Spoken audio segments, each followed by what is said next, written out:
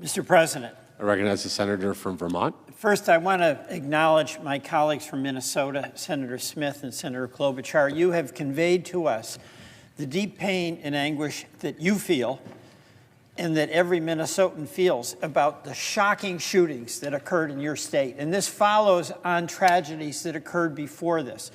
And the pain of your community is the pain of this United States Senate. And my deep appreciation, and I know I express that on behalf of all of my colleagues, for you putting this in a human, real perspective. Thank you very much. Second, this is shocking. 2 people got shot for no reason, absolutely no reason. Renee Good, a 37-year-old mom, 3 kids, she was protesting. That officer walked from the back of her car to the side of her car to the front of her car. He shot through the front windshield and then moved to the side and shot 2 shots in the driver's side window. That's what happened. And then Alex Pretti, who was out with his cell phone camera observing what was going on and was shocked, I'm sure, to see that an ICE agent was pushing a woman into the snowbank, and he came over to try to get between them. There was a scuffle. He was in total subjugation by the officers who had him on the ground. He was disarmed, never using, by the way, or even threatening to use the gun that he had legally in his possession. And ICE officers, 2 of them, shot him 10 times. 10 times. That's what happened. And why aren't we all just totally shocked? That's not acceptable. And then, that is all done with the authority of the state, with no restraint.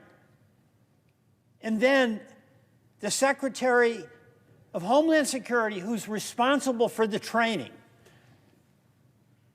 and the discipline and the mission, blows this off and says these 2 people were domestic terrorists. No accountability, no expression of sadness, no expression of remorse. How is this acceptable to any one of us here? How is that acceptable? And yet what we're hearing when we are saying, let's look into this, let's get some reforms in place that allow our citizens to feel safe, for there to be accountability, we're being told it's too complicated because we've already got a bill and we'll have to divide it. And that means procedural hassles. That means, oh, the House will have to come back. Are we serious? That's called doing your job. It's called accountability. It's called taking responsibility. I want to pay tribute to the people of Minnesota. We're actually having a discussion about inconveniencing House members because they've got to get on a plane and come back if we act to do something that every American knows we should do. Pass the bipartisan bills where we've got 5 bills done and take on the burden of responsibility that we have as a United States Senate to put reforms in an agency that needs reform. And folks in Minnesota, it's 20 degrees below zero. They're out in the streets. They're out protesting peacefully. They're out providing coffee and cocoa and some warm soup to each other so they can get through this. Why are they doing it? You know what? They care about the right of assembly. They care about the First Amendment. They care about their constitutional rights. But the reason they're doing it is they care about each other. That's who they care about. In this United States Senate, our job is to care about every single American. And we have an agency that is totally out of control with a leader that is, you know, I would say it's incompetent. But the cruelty of that remark to dismiss 2 people, innocent people who died as domestic terrorists, tells me there's not an inkling of acceptance of responsibility that goes with the enormously important job of being Secretary of Homeland Security. So I'm not going to vote and give a blank check where we're not even willing to have a discussion about what the reforms are. And Mr. President, I want to say I know every one of us here are shocked by what happened. This is not a Republican-Democratic deal. This is about seeing two innocent people shot, and they didn't need to be.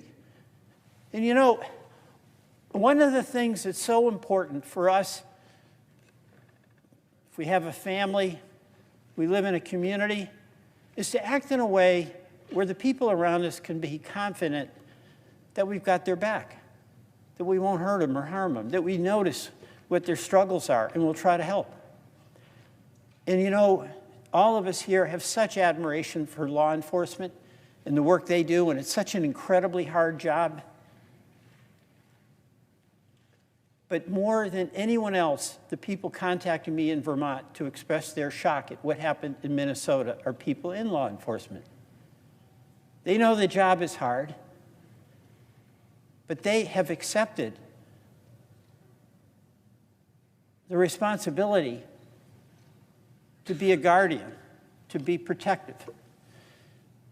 We can accept our responsibility where we are the 100 people in this country, in this Senate, who have the opportunity to provide some reassurance and safety and confidence to the people each and every one of us represents. So yes, let's do our job. Mr. President, I yield back.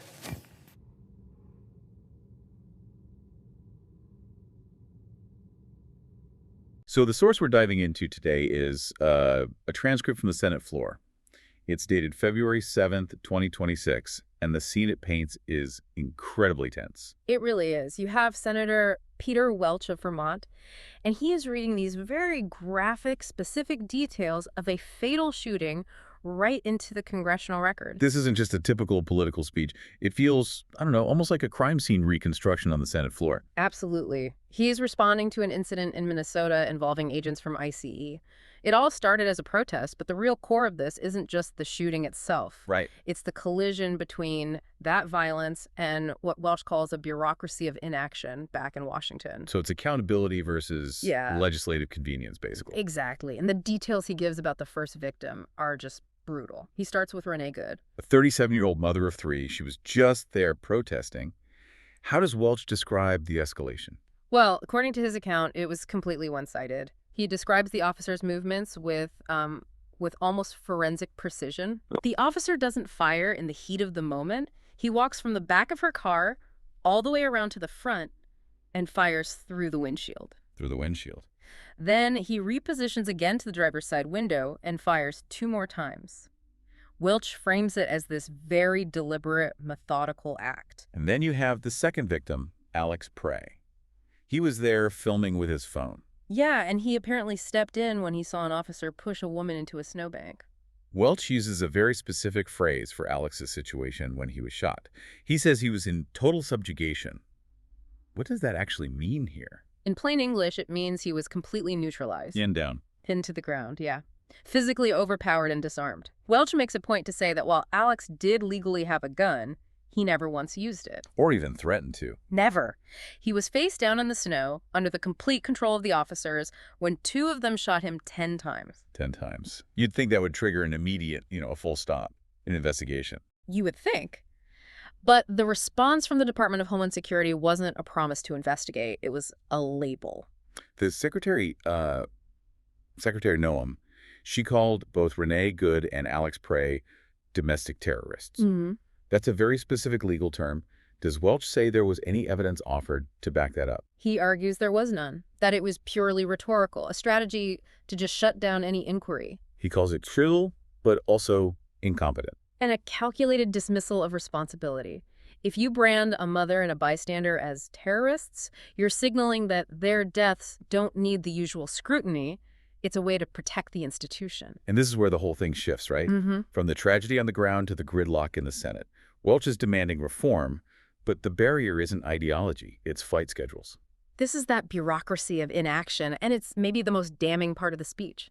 He's being told that passing reforms is just too complicated. Too complicated because it would, inconvenience House members. They'd have to fly back to D.C. Exactly. He's highlighting this moral failure where the personal calendars of politicians are being weighed against investigating state-sponsored violence. The juxtaposition is just, it's absurd. You have senators worried about catching a plane. And at the same time, Welch is describing the scene in Minnesota. It's 20 degrees below zero. Wow. And people are out there protesting, sharing coffee, holding a vigil.